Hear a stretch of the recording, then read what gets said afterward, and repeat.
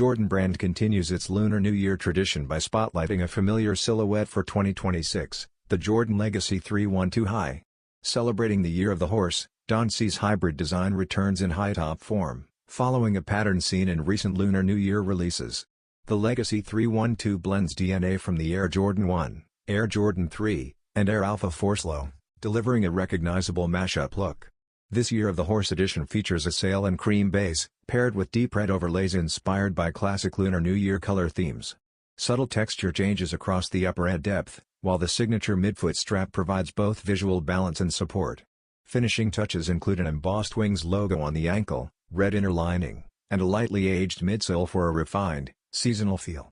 Branding remains understated, letting color and materials tell the story. Currently shown in kids sizing, adult availability is still unconfirmed. Expect a release in early 2026.